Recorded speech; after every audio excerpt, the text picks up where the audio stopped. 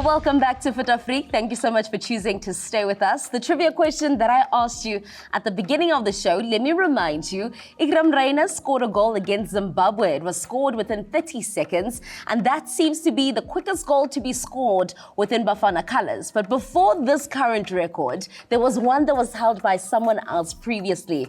Who is it? He is South African, but we want to know who is he and what was the time. I'm not going to give you the answer now, Jess. I think we should give it to them after this conversation. I'm happy with that. Because ladies first. Yes. Feminine matters first. Feminine touches first. Yes, let's do that first. Let's talk about constantly encouraging players to go abroad and them not knowing what actually is on the other side of the good and the bad, because there is an ugly. Yes, there is. And I love that you brought this question, because a lot of people are not, they don't have the information to know that sometimes it's a little bit challenging for the players to go outside. We're always encouraging and saying, this player is so good, why are they not playing overseas?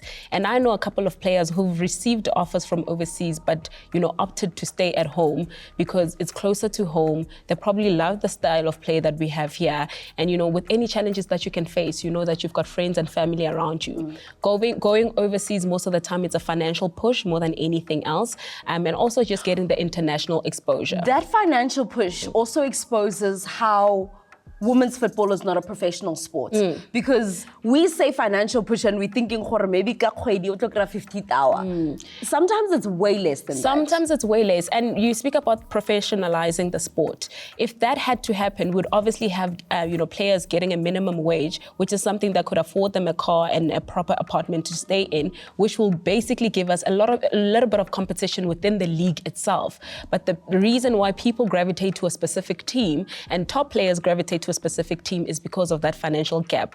Therefore, other players see the need to probably go, play overseas for that little bit of extra income. But speaking about the challenges as well, the language barrier. If you go and move to Spain and you move to Mexico or Brazil, whatever the case may be, their primary language is not English. They probably speak in Spanish, in Italian, and then you have to adapt. When you get that side, the coach is speaking in a language that you don't understand. So sometimes even just getting the training session correct is a little bit challenging for you, because you don't really get, to understand what the coach is really saying. Communicating with your teammates on the football field, how we shout, for different passes, move there, but you're not understanding what they're saying. So that could be a big challenge. You need to, stay a while in order for you to adapt to that. Culture, it's a different culture shock, food, now there's no mukhodu there. You're going to have to change your diet completely, and your body might go into shock because you're not used to, the certain nutrients that you get at home you don't get. And, the racism, we can be honest about it, it's not something that is new to the football industry. We see it happening on an international space. Those are some of the challenges that you face. You are not a preferred player by your teammates on field. If you listen to Andisiwe Mgcoyi, she speaks very well about her experience overseas with regards to being sidelined because she was that great. How do you come from Africa and become a top goal scorer? So some teams do have that. So it's a lot of challenges that players do face that people just need to know before we actually send them overseas. Yeah, and before we actually send you overseas, you also need the proper documentation. So from grassroots level, let's get our kids the passports. Shoo. You know what? That's very important. I get because I have been in situations where I've seen kids drop out of a tournament like Engine Cup or VW, one of these mini domestic tournaments because they didn't have a passport, they're missing out on opportunities.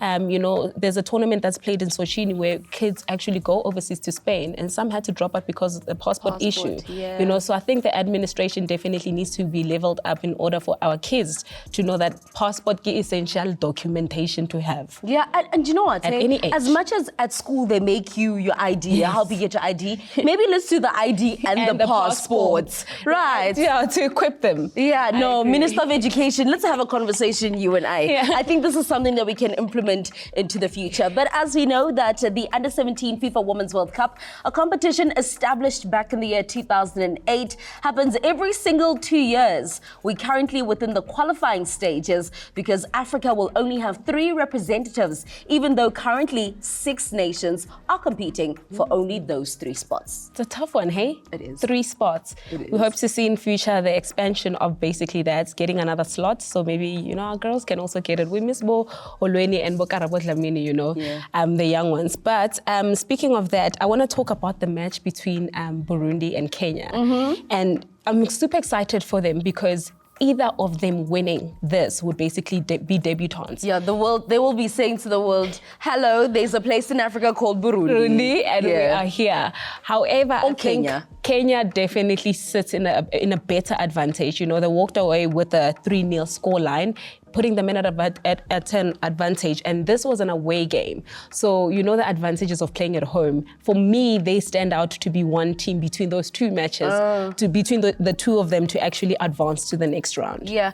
Morocco, them hosting 2025. Let me know how important it is for them to bounce back now and qualify. Goes without saying, hosting means you definitely need to be sitting up there, you know. It's very important for them. However, the challenge might be facing Zambia, which is a team that's done predominantly very well. And their last feature was all the way in 2014. So they want this as bad as Morocco actually does. So survival of the fittest there.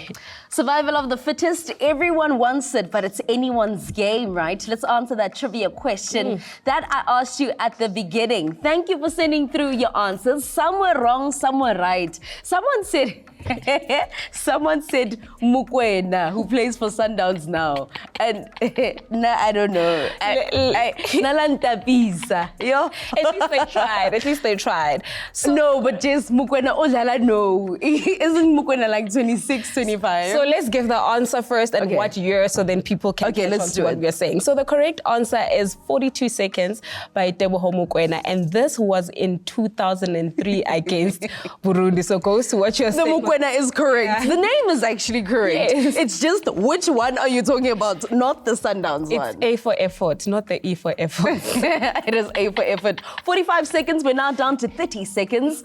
Hopefully, we'll be getting it 3 seconds. 42 seconds. 42 seconds. Okay, 42 seconds, now down to 30 seconds. Maybe I should push it down to 20. The 3 is too far-fetched. Yeah. Maybe let's go down to 20 first. I agree. But congratulations for you, if you got it right. We're not waiting. I'm not going to drag you. I want to put your handle here, but we're not going to do that. And just like that, that's how we're going to leave the conversations on Foot Afrique this week. But you know, we continue them on the socials, so don't go anywhere.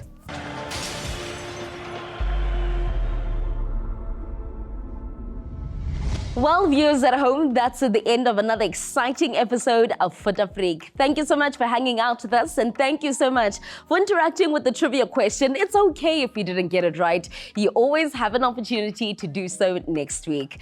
Lina Lakakitimeleng, Let's do it again, as I said, next week. Until then, au revoir.